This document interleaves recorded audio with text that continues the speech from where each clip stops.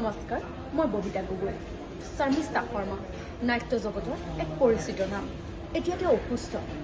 Liver ট্ৰান্সপ্লাণ্টৰ বাবে তেওঁক আৰ্থিক অনুদানৰ প্ৰয়োজন। মই আগবাঢ়ি আহিছোঁ তেওঁক সহায়ৰ বাবে। আহক আপুনিও আগবাঢ়ি তেওঁক সুস্থ হোৱাত কিছু সহায় কৰোঁ। নমস্কাৰ, মই অপূৰ্ব কুমাৰ নাথ।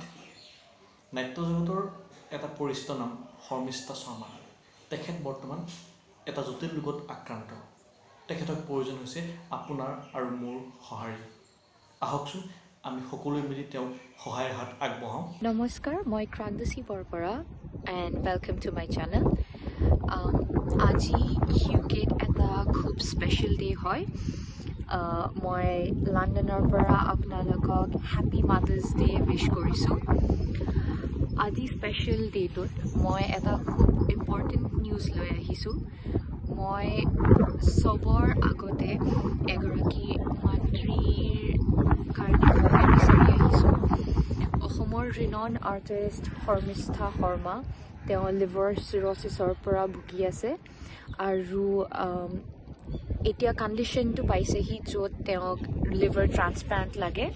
তেওঁ হায়দৰাবাদৰ এখন হস্পিটেলত ট্ৰিটমেণ্ট লৈ আছে আৰু যোনটো এষ্টিমেশ্যন হৈছে সেইটো খুব ডাঙৰ এমাউণ্ট। মই ইয়াৰ পৰা যিমান পাৰোঁ চেষ্টা চলাইছোঁ। মই মোৰ ফ্ৰেণ্ডছক কৈ ডনেট কৰাইছোঁ আৰু ৰিকুৱেষ্ট কৰিছোঁ ডনেশ্যনৰ, আৰু আমি যিমান পাৰোঁ ইয়াৰ পৰা কৰিছোঁ।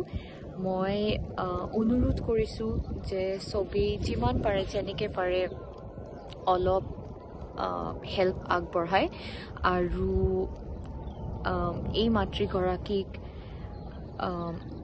জীয়াই থাকিবলৈ সহায় কৰে। নমস্কাৰ, যোৰহাটৰ এগৰাকী নাট্যশিল্পী শৰ্মিষ্ঠা শৰ্মা বৰ্তমান জটিল ৰোগত আক্ৰান্ত হৈ চিকিৎসাধীন হৈ আছে। তেওঁক প্ৰয়োজন যথেষ্ট আৰ্থিক সহায়ৰ। গতিকে আপুনি আমি সকলোৱে মিলি তেওঁক সহায় কৰি পুনৰ সুস্থ কৰি তোলোৱা হওক। নমস্কাৰ, মই অজিত কুমাৰ শইকীয়া। অসমৰ নাট্য জগতৰ এটা চিৰপৰিচিত নাম শৰ্মিষ্ঠা শৰ্মা। বৰ্তমান তেওঁ আক্ৰান্ত হৈছে এটা জটিল ৰোগত। এই মুহূৰ্তত তেওঁক প্ৰয়োজন হৈছে আপোনাৰ অকণমান সহায়ৰ। আমি আগবাঢ়ি আহিছোঁ, আপোনালোকো আহক আৰু শৰ্মিষ্ঠা শৰ্মাক সহায় কৰক। আপোনালোকৰ অকণমান সহায়ে শৰ্মিষ্ঠা শৰ্মাক আকৌ ঘূৰাই আনিব আমাৰ মাজলৈ। নমস্কাৰ, মোৰ নাম হৰিকৃষ্ণ উপাধ্যায়, সনাত নগৰ হায়দৰাবাদৰ পৰা কৈ আছোঁ। যিহেতু আমি সকলোৱে গম পাইছোঁ যে বিশিষ্ট শিল্পী শৰ্মিষ্ঠা শৰ্মা তেওঁ AIG হস্পিটেল হায়দৰাবাদত এডমিট হৈ আছে। গতিকে আমি যদি তেওঁক আৰ্থিকভাৱে অলপ সহায় কৰোঁ তেনেহ'লে তেওঁ নিশ্চয় আমাৰ মাজলৈ আকৌ ঘূৰি আহিব।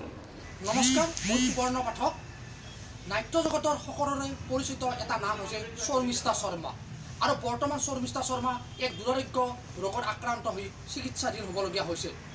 আৰু এই শৰ্মিষ্ঠা শৰ্মা যিহেতু চিকিৎসাধীন হৈছে আৰু তেখেতে বহু আৰ্থিকভাৱে দুৰ্বল হৈ পৰিছে, আৰু ময়ো এই শৰ্মিষ্ঠা শৰ্মাক সহায়ৰ বাবে আগবাঢ়িম আৰু আপোনালোকেও শৰ্মিষ্ঠা শৰ্মাক সহায়ৰ বাবে আগবাঢ়ি আহক।